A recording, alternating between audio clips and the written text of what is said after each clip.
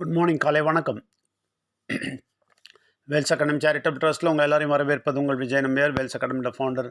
தொடர்ந்து நம்ம காலையில் 5 to 10 minutes மெசேஜ் சொல்லுவோம். இது mind renewal message, mind renewal ப்ரோக்ராம்லேருந்து வருது. மைண்ட் ரினியூவல் ப்ரோக்ராம் 20 வருஷம் ரிசர்ச் வந்து 25 வருஷம் எக்ஸ்பீரியன்ஸ்லேருந்து வருது. இது நிச்சயமாக இதை கிளியராக புரிஞ்சுங்க, தெரிஞ்சுங்க. ரொம்ப ஆழமாக ஆராய்ச்சி பண்ணி ரொம்ப தெளிவாக உங்களுக்கு எல்லா விவரம் கொடுக்குறோம். நிறைய விஷயங்கள் நாங்கள் புரிய வைக்கிறோம். சிலதெல்லாம் கசப்பாக இருக்கும் கேட்கறதுக்கு. ஆனால் நிச்சயமாக பலமாக உங்கள் வாழ்க்கையிலே பெரிய நன்மை செய்கிற ஒரு இடமாக இதை எடுத்துக்கொண்டு பலமாக இது கேட்டிங்கன்னா, தெரிஞ்சிங்கன்னா, நிச்சயமாக சொல்கிறேன், உங்கள் வாழ்க்கையில் ஒரு பெரிய மாற்றம் வரலன்னு எனக்கு கேளுங்க. ஏன்னா நீங்கள் என்ன வெளியில் கேட்டுட்ருக்கீங்களோ அதை விட வித்தியாசமான, அதை விட சக்தி வாய்ந்த, பலம் வாய்ந்த காரியங்களை கேட்கிறீர்கள். இன்றைக்கி பாருங்கள், இன்றைக்கி முக்கியமான ஒரு விஷயம் சொல்ல போகிறேன். அதாவது ட்ரீட்மெண்ட்னா என்ன? ட்ரீட்மெண்ட் நம்ம பாடி ட்ரீட்மெண்ட் நினைக்கிறோம்ல, தப்பது. நீங்கள் உடம்பை வந்து நீங்கள் என்ன நினச்சிட்ருக்கீங்க, ஏன்னா ஆச்சுன்னா போய் டாக்டர் காமிச்சிட்டு மருந்து வாங்கி சாப்பிட்டுட்டே இருக்கலாம். மருந்து வாங்கி சாப்பிட்டீங்கன்னு வச்சுங்களேன், அவ்வளோவும் விஷம். ஆன்டிபயோட்டிக் கொடுப்பாங்க, அவ்வளோதான். அது மஸ்ட்டு. அது சாப்பிட்டிங்கன்னா அப்புறம் 1 வாரம் சாப்பிட்டு, 3 நாள் சாப்பிட்டு, இல்லை 10 நாள் சாப்பிட்டு கம்பல்சரி பண்ணுவாங்க. அது சாப்பிட்டே ஆகணும், இல்லாட்டி அது வேலை செய்யாது. ஆனால் அதை சாப்பிட்ட உடனே உங்களுக்கு எந்த பலனும் கிடைக்காது. உங்களுக்கு மோசமானது தவிர நல்ல பலன் எதுவுமே கிடைக்காது. எவ்வளோ பெரிய இம்பார்ட்டன்ட் விஷயம்னு தெரிஞ்சுங்க. அதனால் இதை சரியாக தெரிஞ்சுங்க, கிளியராக புரிஞ்சுங்க. சின்ன விஷயம் கிடையாது, ரொம்ப ஆழமாக கேளுங்க. ஓகேங்களா? அப்போது அந்த மருந்து குடிக்கிறதால உங்கள் உடம்பு பர்மனெண்ட்டாக ரெடி ஆகாது. அது சரியாகும், திருப்பி இன்னொரு வியாதி வரும். அந்த ஆன்டிபயோட்டிக்கால் இன்னொரு வியாதி வரும். ரைட்டுங்களா? ஆனால் சரியான ட்ரீட்மெண்ட் எது தெரியுமா? ஸ்பிரிச்சுவல் ட்ரீட்மெண்ட், ஆன்மீக ட்ரீட்மெண்ட் தான் பெஸ்ட்டு ட்ரீட்மெண்ட். அதில் பாருங்கள், அதில் உங்களுக்கு சைடு எஃபெக்ட் இருக்காது. மருந்து சாப்பிட்ணுன்னு இல்லை, இவ்வளோ நாள் இது சாப்பிடுங்கன்னு சொல்ல மாட்டாங்க. லைஃப் டைம் சாப்பிட்டுட்ருக்கலாம். இந்த ஆன்மீக மருந்து இருக்குல்ல, நிச்சயமாக பலதரமான குணத்தை கொடுக்கும். அதாவது உடம்பு குணத்தை கொடுக்கும், மனசு குணத்தை கொடுக்கும், நிம்மதியை கொடுக்கும், சந்தோஷத்தை கொடுக்கும், வியாதியெல்லாம் ஓட்டிடும். பயங்கரமான மருந்து அது. அந்த மருந்தை மாத்திரம் நீங்கள் எடுக்க கற்றுக்கிட்டிங்கன்னா பலப்பட்டுருவீங்க. ஆனால் இந்த மருந்து எடுக்கும்போது உலக விஷயங்கள் வந்துடுச்சுன்னா விஷம் வந்துடும். மருந்து கூட விஷத்தை சேர்க்கக்கூடாது. உதாரணம் நான் சொல்கிறேன், உலகத்தை பற்றி சொல்கிறேன். பாருங்கள், ஆயுத பூஜை நேற்று முடிஞ்சுது. எல்லா மோட்டர் பைக்கு, காரு எல்லாத்தையும் கழுவி பூஜை பண்ணாங்க. சரியா? கொஞ்சம் காமன் சென்ஸ் யூஸ் பண்ணால் அது எவ்வளோ பெரிய தப்புன்றது தெரியும். கடவுள் சொல்கிறாரு, என்னை தவிர வேறு எதையும் கும்பிடாத, எந்த உருவத்தையும் கும்பிடாதே, எதுவும் கும்பிடாதுன்னு சொல்லும்போது நம்ம போய் வண்டி வரைக்கும் கும்பிட்றோம். ஆனால் கும்பிட்டுட்டு என்ன நினைக்கிறோம்? ஐயோ, கடவுளுக்கு நன்றி சொல்கிறோன்னு நினைக்கிறோம். கடவுளுக்கு நன்றி நீங்கள் காருக்கு பூஜை பண்ணி சொல்லக்கூடாது, மனசில் சொல்லணும். புரியுதுங்களா? கடவுளுக்கு நன்றி நீங்கள் மனசில் சொல்லணும். காருக்கு அப்படி கற்பூரம் ஏற்றி, பைக்குக்கு கற்பூரம் ஏற்றி, அங்கே கடவுளுக்கு நன்றிட்ட நீங்கள் பைக்கை கும்பிட்றீங்க. உண்மையாகவே நீங்கள் நினச்சி பாருங்கள், எவ்வளோ பேர் கற்பூரம் இருப்பது, கடவுளே நன்றி கடவுளே, இந்த காரை கொடுத்ததுக்கு நன்றி கடவுளே, இந்த ஸ்கூட்டரை கொடுத்ததுக்கு நன்றி கடவுளேன்னு சொல்கிறாங்களா? இல்லவே இல்லை. கடமைக்கு கொடுத்து ரோடு ஃபுல்லாக, நேற்று நாங்கள் வாக்கிங் போனோம், ரோடு ஃபுல்லாக பூசணிக்காய் ஒடிச்சு வச்சுருக்காங்க.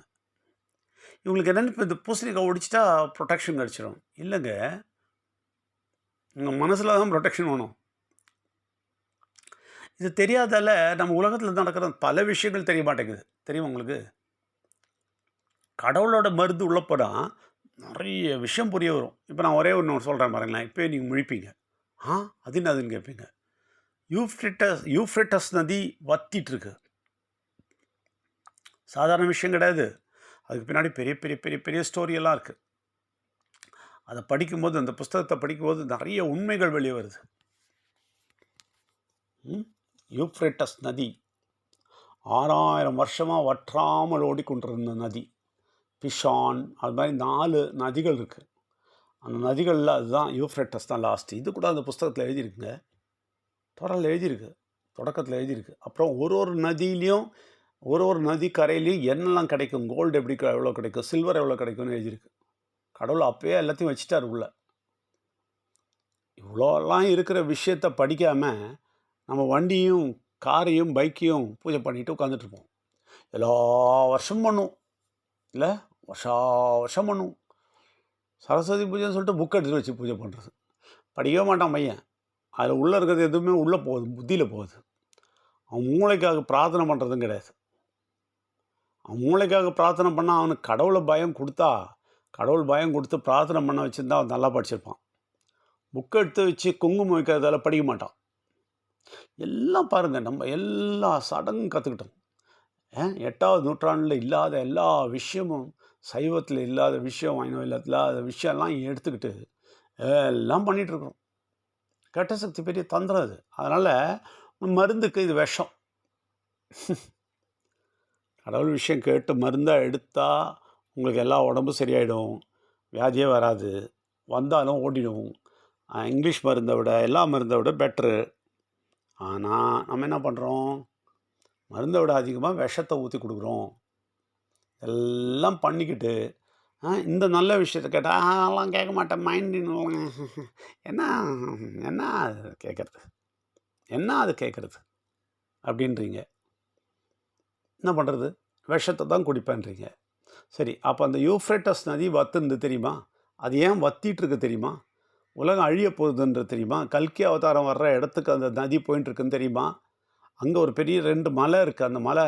அந்த மலையில் வந்து 2 மலையிலையும் கால் வைக்க போகிறாருன்னு தெரியுமா? கால் வைக்கும்போது அந்த மலை ஒடியும் தெரியுமா? வேலி வரப்போகுதுன்னு தெரியுமா? இதெல்லாம் தெரிய உடம்பு சரியிடும். உடம்பு பக்காவாயிடும், மனசு தெளிவடையும். அதனால் நம்ம விஜய் படத்தை பார்த்துக்கிட்டு விஜய்க்கு சல்யூட் அடிச்சுக்கிட்டு போய் ஓடிக்கிட்டு நல்லா அவங்களாம் பாருங்கள், செத்தவங்க எல்லாமே பாருங்கள் பயங்கர பூஜை பண்ணவங்களாக இருப்பாங்க. அப்பா இந்நேரத்துக்கு உயிரோடு இருந்தால் இன்றைக்கி பயங்கர பூஜை நடந்திருக்கும், ஆயுத பூஜை நடந்திருக்கும். செத்துட்டா பூஜை பண்ண மாட்டாங்களாம். ஏன் செத்தா வந்து சாமி வேணாமா? நான் சொல்கிறதெல்லாம் கொஞ்சம் கசப்பாக இருக்கும், ரஃபாகவும் இருக்கும். ஆனால் உண்மை. கொஞ்சம் யோசித்து பாருங்கள், காமன் சென்ஸ் வச்சு யோசித்து பார்த்தீங்கன்னா தெரியும் எவ்வளோ பெரிய உண்மைன்னு. இந்த உண்மை தெரியாமல் நம்ம வியாதியில் பாடுபட்டுருக்கோன்றதையும் புரிச்சுங்க. இதெல்லாம் ஷாக்கிங் உங்களுக்கு, ஆனால் உண்மை. தெரியாதவங்களெலாம் அனுப்ப கொடுங்க இந்த மெசேஜை, சொல்லுங்கள், கேளுங்கன்னு சொல்லுங்கள். சும்மா போர் அடிக்குது, இது என்ன சொல்கிறாருன்னு சொல்கிறாங்கல்ல, அவங்ககிட்டலாம் சொல்லுங்கள். என்ன விஷயம் எடுத்து கேளு, அப்போ தெரியும்னு சொல்லுங்கள். பெரிய மேதாவிகளாக நடக்குது. எங்களுக்கு எதுக்கு அதெல்லாம், நாங்கள் என்ன பெரிய ஞானிகள். ஞானிகளே, உங்களை கேட்குறேன், யூஃப்ரேட்டஸ் நதி ஏன் வத்துது தெரியுமா? பெரிய ஞானி தானே, சொல்ல வேண்டியது தானே. அந்த புஸ்தகத்தில் இருக்கிறது உங்களுக்கு தெரியாது. அதுதான் எல்லா புஸ்தகத்தோட பெரிய ஞானம். பசங்களை படிக்க வச்சு பெரிய ஆளாக்கிடலான்னு நினைக்காதீங்க. இந்த புஸ்தகத்தில் இருக்கிறத படிக்கலைன்னா அவ்வளோதான், உங்களுக்கு எதுவுமே புரியாது, உலகமே புரியாது. உலகமே புரியாத பிள்ளைங்களாக வளருவாங்க. அதில் இவ்வளோ சீரியஸ் மேட்டர் சொல்லும்போது நீங்களே அனாவசியமாக கேட்டிங்கன்னா பிள்ளைங்க எப்படி கேட்பாங்க, எப்படி நல்லாவாங்க? பிள்ளைங்களை திருத்தணுன்னாவது மனசு இருக்கா? பார்க்குறீங்களே எப்படி கெட்டு போய் குட்டிச்சவர் ஆகிட்டுருக்குறாங்கன்னு. மோசமான ட்ரீட்மெண்ட் நடந்துட்டுருக்குன்னு தெரியுதுல்ல. நல்ல ட்ரீட்மெண்ட்டுக்காவது, பசங்களுக்கோட ட்ரீட்மெண்ட்டுக்காவது இதை கேளுங்க, கேட்டு பசங்களை ட்ரீட் பண்ணுங்கள். அதனால் நிச்சயமாக கசப்பாக இருக்கும், ரஃப்பாகவும் இருக்கும். ஆனால் உங்கள் நன்மைக்காக சொல்கிறோம், உங்கள் கண்ணை திறக்கிறதுக்காக சொல்கிறோம், தெளிவடைகிறதுக்காக சொல்கிறோம். கண்ணை திறந்து கடவுளோட விஷயங்கள்லாம் நல்லா தெரிஞ்சு எந்த வியாதியும் இல்லாமல் மருந்து சாப்பிட்டுக்கிட்டு நிம்மதியாக இருங்க. எல்லோரையும் வரவேற்கிறோம். நன்றி, வணக்கம்.